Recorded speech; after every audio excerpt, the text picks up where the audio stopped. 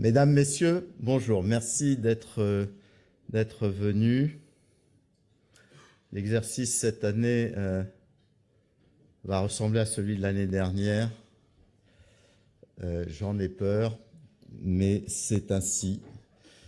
Vous voyez le titre, La chimie prise en étau entre les États-Unis et la Chine. Une chimie européenne toujours en crise. Ça paraît très négatif, mais un proverbe chinois dit « La crise est une opportunité dans un vent dangereux ». Je vais essayer aujourd'hui de vous montrer qu'il y a quand même des opportunités. Alors d'abord, les résultats traditionnels du commerce de la chimie. Qu'est-ce qui s'est passé ? Eh bien, si on se focalise sur la partie centrale, on se dit, tiens, ça va mieux. L'Europe a fait plus de %. Quand on regarde à gauche, on se dit, les États-Unis n'ont fait que 0%. Quand on regarde à droite, Chine plus 9,1%. Tout à fait cohérent d'ailleurs avec les chiffres de croissance qui ont été publiés hier par ce pays. Et surtout, ce qui se confirme, c'est que globalement, à l'échelle mondiale, la chimie a cru de 4,8%. Donc encore une fois, nous avons perdu des parts de marché. Les États-Unis ont perdu des parts de marché. La Chine a gagné des parts de marché. Je le rappelle, c'est environ 50% de la production mondiale, la Chine, de la chimie. 50% des investissements mondiaux de la chimie. Et c'est le premier pays en matière de R&D devant les États-Unis et l'Union européenne, et de loin. Alors, si on regarde la situation de l'Europe, eh bien, ce n'est pas un ensemble homogène. Vous voyez qu'il y a deux pays toujours à la peine qui n'ont pas restauré leur niveau de 2019, c'est l'Allemagne et la France. En revanche, des pays tirent bien leur épingle du jeu. On a donné l'exemple de l'Espagne. Une belle progression l'année dernière, probablement due au fait que la péninsule ibérique a un contexte énergétique favorable. Ils ont eu des exceptions que le reste de l'Union européenne n'a pas eu. Et puis un coût du travail qui est très compétitif. Alors ça, c'est pour l'Europe. Si on rajoute les États-Unis, les États-Unis ont restauré leur niveau d'avant la crise de la Covid-19. On se demande pourquoi diable ont-ils besoin d'imposer 13% de barrières douanières à l'Europe quand on voit cette performance, mais c'est ainsi, on y reviendra. Alors si je regarde plus précisément ce qui s'est passé en France. En France, hors chimie pharmaceutique, la valeur ajoutée du secteur depuis 2019 est toujours en baisse de 9%. Et là aussi, c'est contrasté. Deux secteurs souffrent considérablement, la chimie minérale et la chimie organique, alors que les savons, parfums et produits d'entretien, la cosmétique, résistent bien, et surtout les spécialités chimiques. Ce sont deux secteurs, cosmétiques et spécialités chimiques, qui font mieux que tout le reste de l'Europe, y compris l'Allemagne, sur ces deux domaines-là. Donc, ce qui montre qu'on est capable d'être bon, voire très bon. Alors, si on regarde l'activité, c'est là où ça fait mal. Vous voyez sur la partie gauche de l'écran le taux d'utilisation des capacités de la chimie européenne. On a coutume de dire que 80%, c'est le chiffre magique d'utilisation. Au-dessus, on gagne de l'argent, on génère les cash flows, on peut payer les investissements et la recherche. En dessous, on gère la pénurie.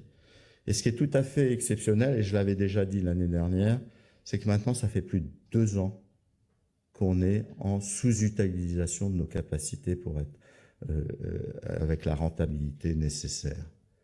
Et ça, ce n'est plus du conjoncturel, ça devient du structurel. Et lorsqu'on sonde nos adhérents, je vous rappelle que, et je vous remercie de répondre chaque trimestre à cette enquête, on se rend compte que les 3/4 de nos adhérents sont en sous-activité, avec des situations qui sont très graves, des taux d'utilisation pour certains d'entre eux inférieurs à 70%, voire 60%. Alors regardons un peu la structure de notre chiffre d'affaires 2024. En 2023, on avait fait 108 milliards. L'année dernière, on a fait 102 milliards. Donc une baisse de 5,6%. Mais surtout, ce qui est intéressant dans le contexte actuel, c'est de regarder la structure de ce chiffre d'affaires. D'abord, on prend une grande claque sur le marché français. Vous voyez que ça chute de 28 milliards à 23 milliards. C'est une baisse de 18%. C'est tout à fait considérable et le reflet, n'ayons pas peur des mots, d'un effondrement de la demande intérieure. Mais à l'échelle de l'Union européenne, ça baisse également.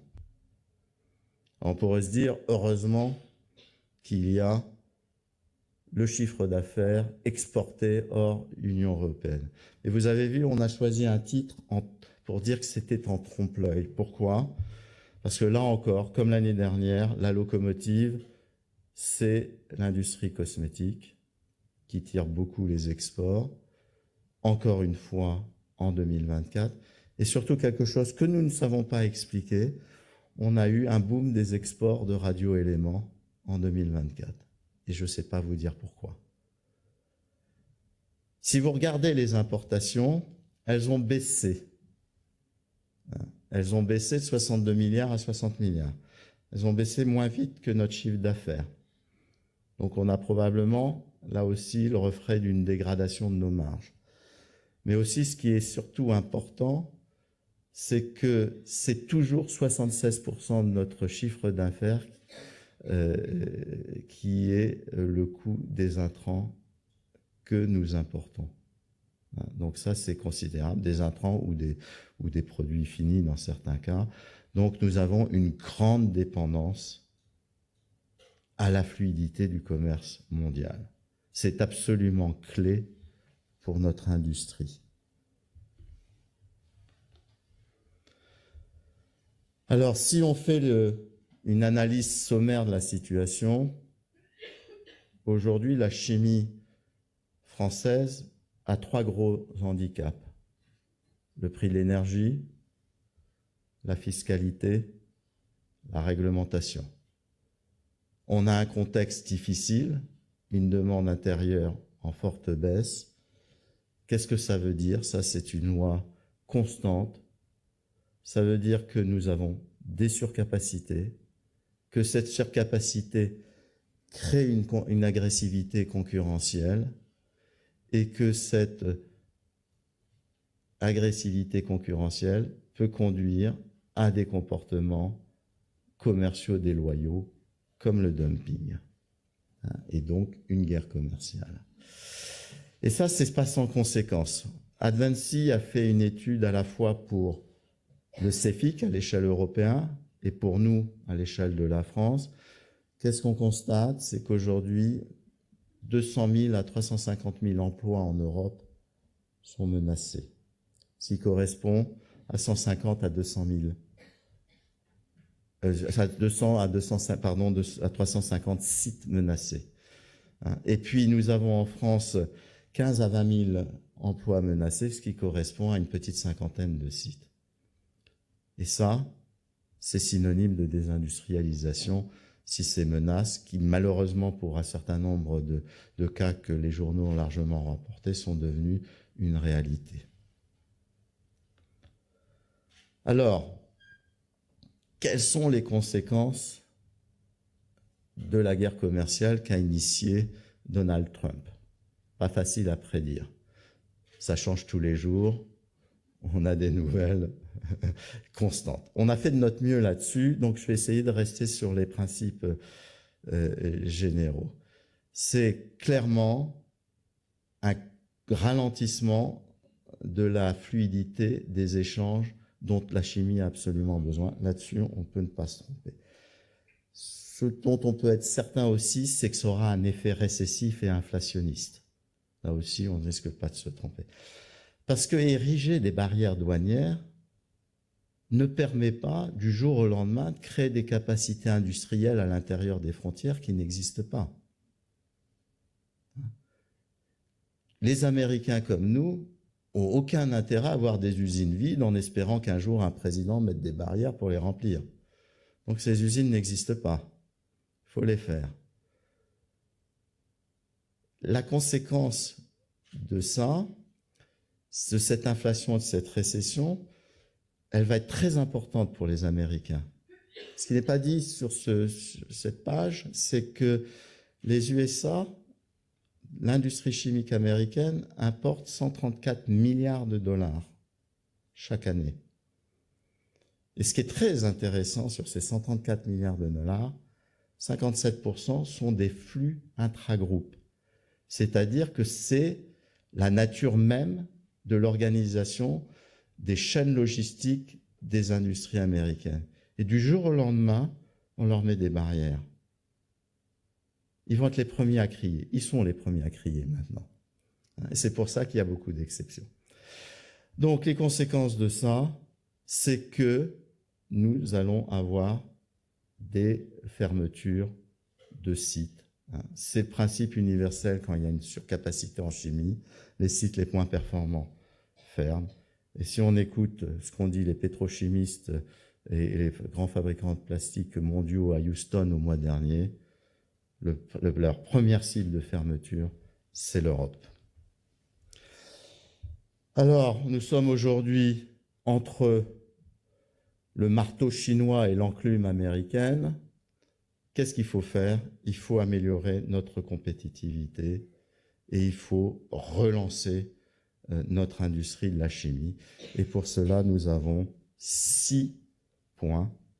L'énergie, la défense commerciale, la simplification réglementaire, l'allègement de la fiscalité, le soutien aux investissements et l'investissement, et bien sûr, les compétences pour faire bien marcher nos entreprises.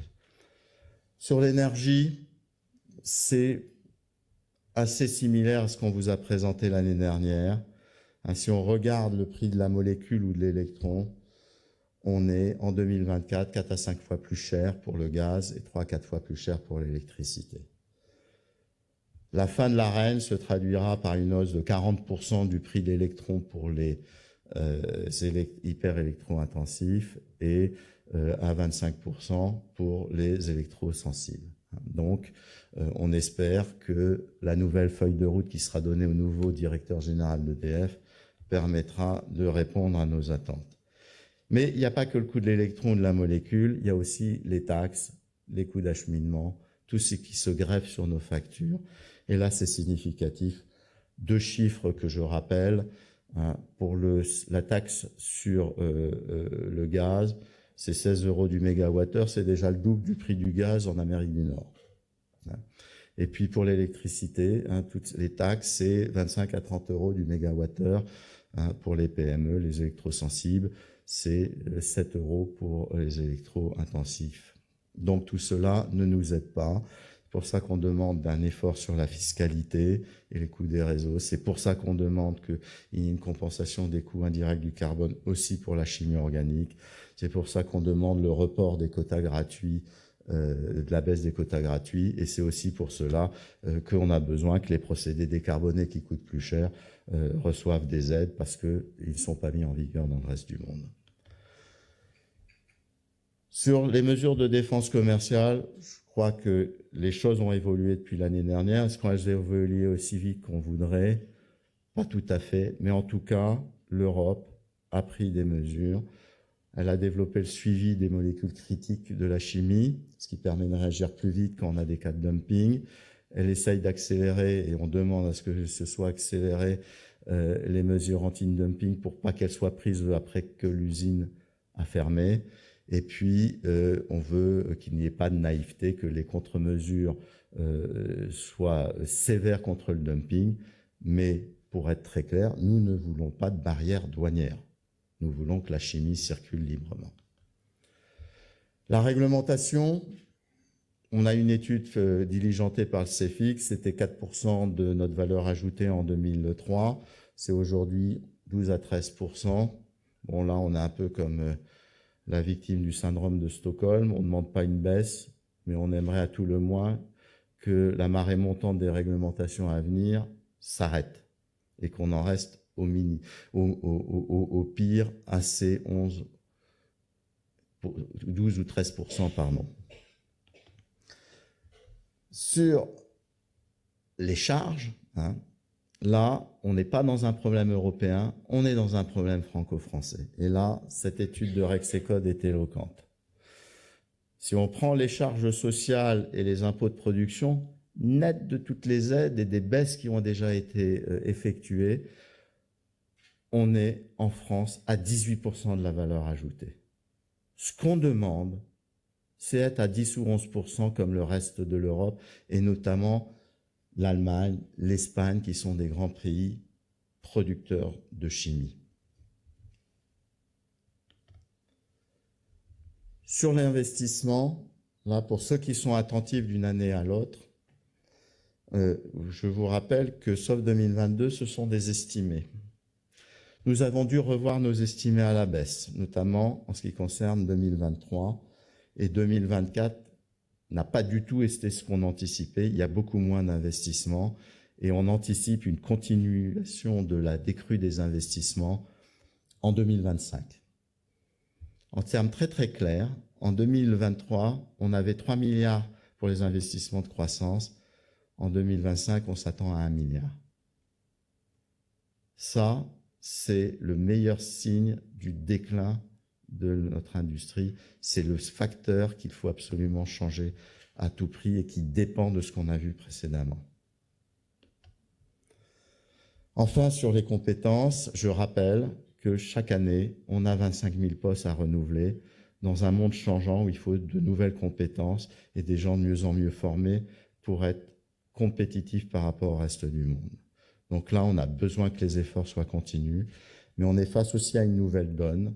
Il y a des plans sociaux qui sont en cours, il y a des plans sociaux qui sont annoncés. Un tiers de nos adhérents travaillent sur des sujets de ce type, et donc on sait qu'on doit faciliter le reclassement et la fluidité du marché du travail.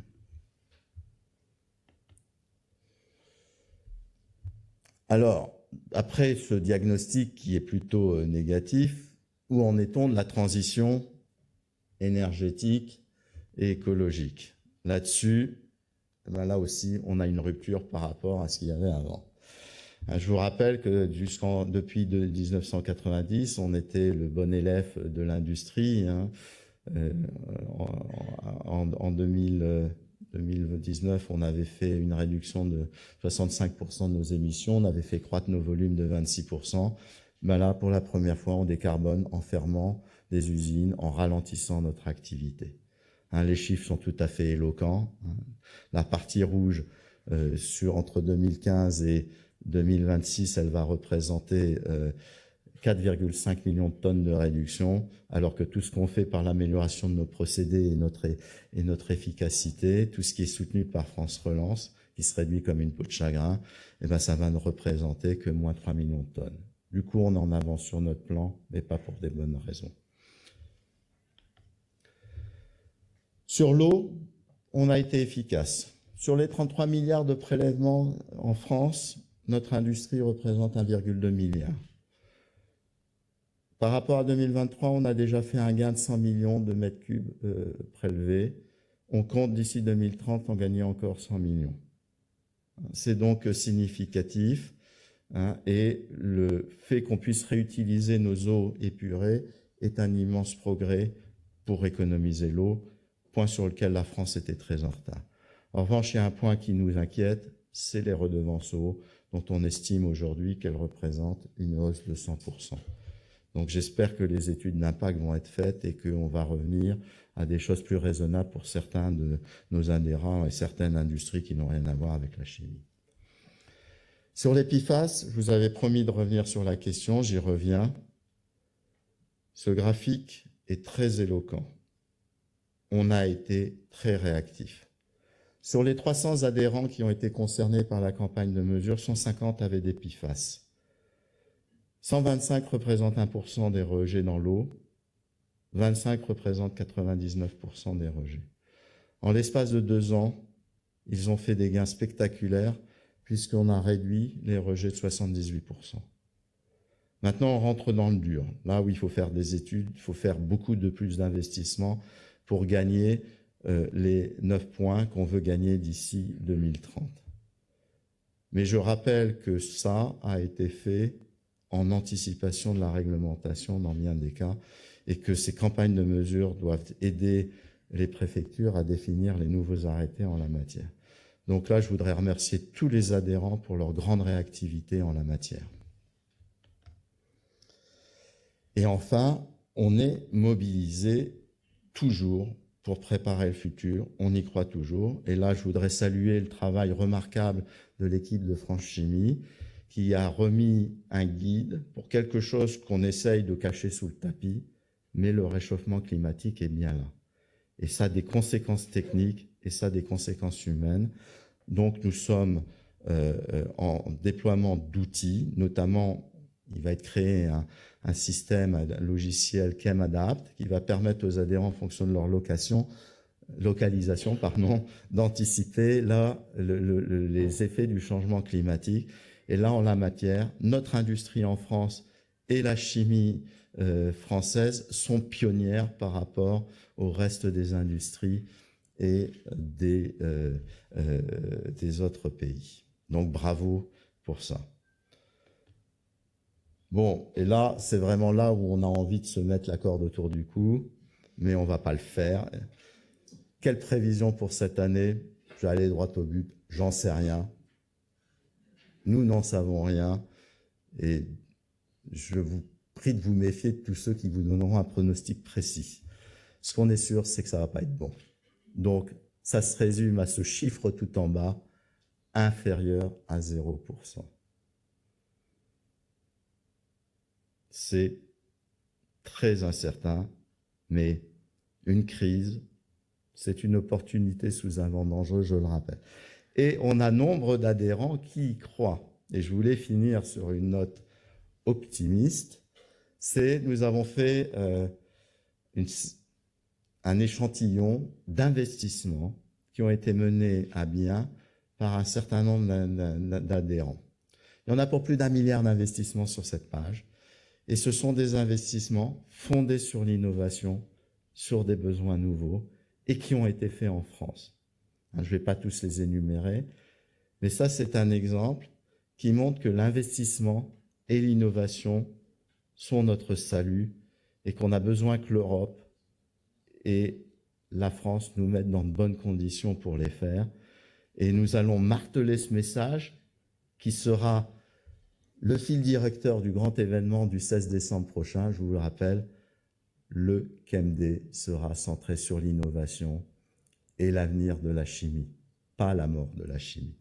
Voilà, donc je voudrais conclure sur cette note d'espoir et je vous remercie en tout cas à la fois l'équipe de France Chimie pour ce remarquable boulot fait dans des conditions difficiles et surtout tous nos adhérents qui font tout ce qu'ils peuvent pour limiter l'impact. Merci à tous.